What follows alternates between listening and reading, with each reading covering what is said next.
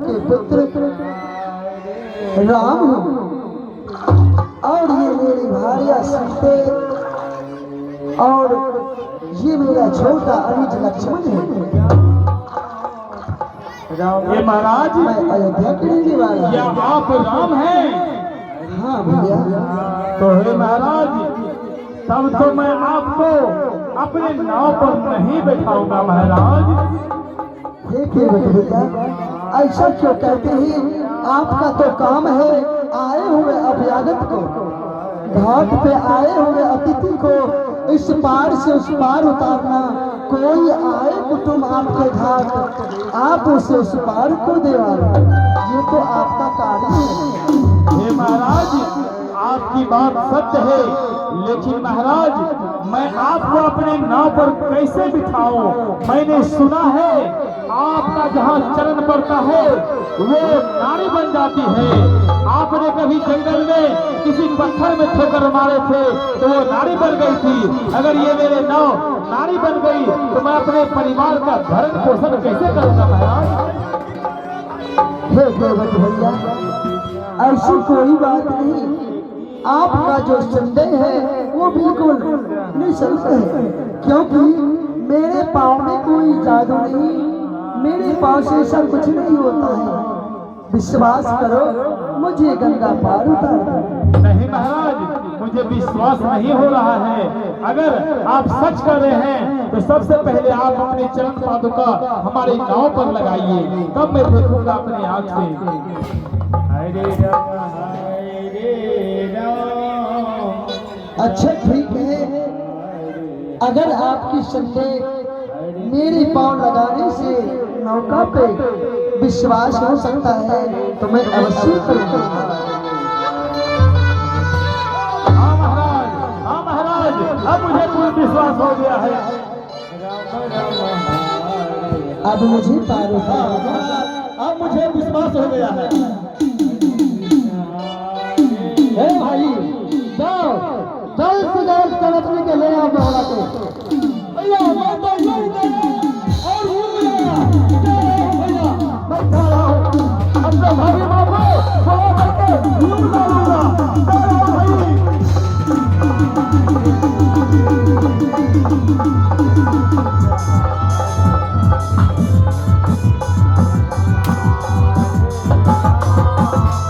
महाराज, मुझे क्षमा करेंगे, आप कुछ देर के लिए रहिए।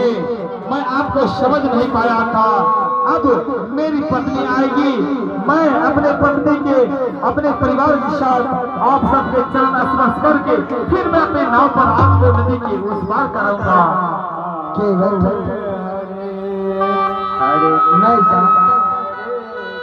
मैं जानता हूँ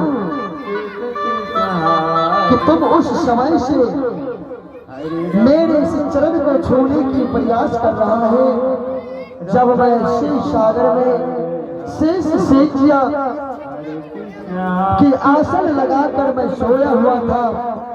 पांव दबाते लक्ष्मी मेरी लक्ष्मण फन उठाता था। उस लक्ष्मण के फन के भय से तुम कछुए के रूप में मेरा दर्शन नहीं कर पाता था, क्योंकि तुम्हारा मन का विचार था कि मैं प्रभु का चरण को छूऊंगा। परंतु इस जन्म में तुमने केवट का अवतार लिया और राम रूप दशरथ के घर मेरा अवतार हुआ। आज तुम्हारा वर्षों की तपस्या पूर्ण होने जा रहा है। मेरा चरण पखार कर तुम्हारा उद्धार होगा। हे प्रभु, इसी दिन का इंतजार था प्रभु। आज मैं धन्य हो गया, आज मेरे घर परिवार सभी धन्य हो जाएंगे। लेकिन एक बात पूछूं प्रभु, पूछने के लिए क्षमा चाहते हैं। हे तात, एक बात तो क्या, मैं आपको केवट नहीं बल्कि मैं अपना हितैषी मित्र समझता हूँ। बोलो, मैं तुम्हें मित्र के नाता मैं तुम्हें आज अपना मित्र कह के अपनाता हूँ। अपने मित्र के पास निसंकोच होकर कहो केवट, तुम्हें क्या कहना है? महाराज, मेरे मन में एक शंका है। जब आप अयोध्या के राजकुमार हैं फिर आप इस तपसी बेसी में क्यों नदी के उस पार जाना चाहते हैं महाराज, वो मुझे बताएं। हे केवट भैया, विधि की विधान को कोई नहीं जान सकता।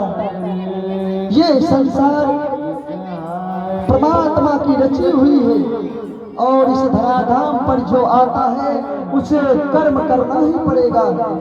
मैं किसी के दबाव से नहीं, किसी की बहकावे में नहीं, मैं अपने इच्छा से अपने पिता की आज्ञा का पालन करने के लिए 14 वर्ष के लिए वनवास जा रहा हूं, इसीलिए तुम्हारे घर आया। हे महाराज, एक बात पूछूं महाराज, आप 14 बरस वनवास क्या, आप 14 बरस मेरी ही कुटिया पर विराजमान रहिए महाराज। मैं 14 बरस तक पूरे परिवार आप सबकी सेवा करता रहूंगा महाराज।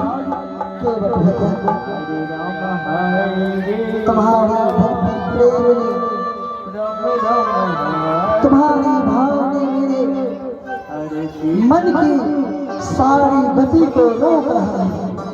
ऐसा मोह डालकर मुझे रोकने की प्रयास मत करो केवल, क्योंकि प्रेम सबसे बड़ा होता है।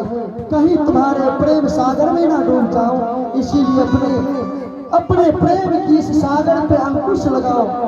मुझे बेबस ना करो, मुझे जाने दो, क्योंकि मित्र कहा गया है, मेरी माता ने मुझे आज्ञा दी है, तपसी वेश विशेष उदासी। चलो चलो अपना घाट पर तपसी वेश है, अपना घाट पर भगवान आया है। कहा मेरी मैया ने मुझे आज्ञा दिया है, तपसी वेश विशेष उदासी, राम चलत है 14 वर्ष वनवासी। नगर निवासी वंचित होगी, भोजन भी उनको मिले कभी ना। मैं इसीलिए माता की आज्ञा का पालन करूं, नहीं तो सारा विधि रुक जाएगा। देखो मेरी माता का ही कहना है कि मैं किसी नगर में नहीं रह सकता, मैं किसी की दी हुई भोजन नहीं कर सकता, कंदमूल फल खा। देखो देखो भगवान आया हुआ है, भगवान आया हुआ है। आप चरणामृत लीजिए। राम राम हरे हरे, हरे कृष्ण हरे कृष्ण, कृष्ण हरे हरे, हरे राम, राम राम हरे हरे,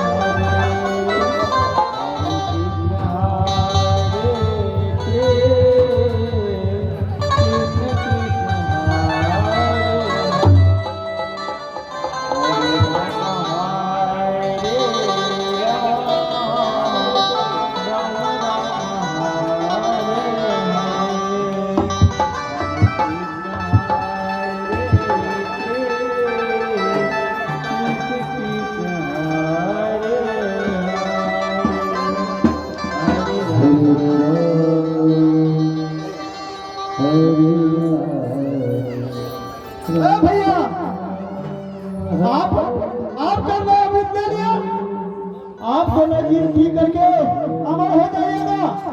नहीं भैया ऐसा मत कीजिए भैया, मुझे भी दीजिए, मैं भी पीऊंगा चरणामृत, मैं भी अमर होऊंगा। ये तो भैया मुझे भी दे दो। नहीं भैया मुझे पीने दो, मैं प्रभु के चरण पीकर अमर होऊंगा। और तीनों आपस में लड़ने लगते हैं, मैं पीऊंगा मैं पीऊंगा।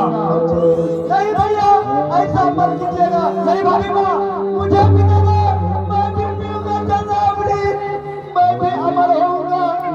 दे दो दे दो, मुझे दे दो, मुझे दे दो, दे दो, मैं भी पीऊंगा चरणामृत भगवान का, मैं भी अमर होऊंगा। दे दो दे दो, मुझे मिल गया। अरे भाई मुझे दो, मैं भी पीऊंगा, मुझे दो भाई, मुझे दो, मुझे दो भाई, मुझे दो, मुझे दो। अरे भाई मुझे दो, मुझे दो भाई, मैं भी पीऊंगा, मुझे दो। लक्ष्मण कहते हैं अरे भाई देखो, अरे भाई देखो आपस में क्यों लड़ाई कर रहे हो, मुझे बहुत विलम्ब हो रहा है, पार कर दो भैया, हे भैया मुझे पार कर दो, क्योंकि मुझे बहुत विलम्ब हो चुका है भैया। और इसी तरह से केवट अपनी पत्नी को थाली दे देते हैं और उनकी पत्नी चले जाती है। फिर से केवट प्रभु से मिलते हैं। प्रभु आप चाहे तो 14 बरस मेरे घाट ही बिता लीजिए प्रभु, मेरे घाट ही बिता लीजिए। केवट भैया मैं आपको वचन देता हूँ, जब मैं 14 वर्ष के वनवास की अवधि पूर्ण करके लौटूंगा तो मैं जाते समय नहीं बिताऊं तो थोड़ी दूर में मेरा गांव है नंदीग्राम, वहीं पर 14 बरस बिता लीजिए प्रभु, बिता लीजिए प्रभु। नहीं भैया, नहीं केवट भैया, इतना बेबस मत करो, मुझे उस पार उतार दो, जाने दो, चिंता ना करो, मैं लौटूंगा तो मिलूंगा। ठीक है प्रभु, अगर आप ऐसा कहते हैं तो ठीक है।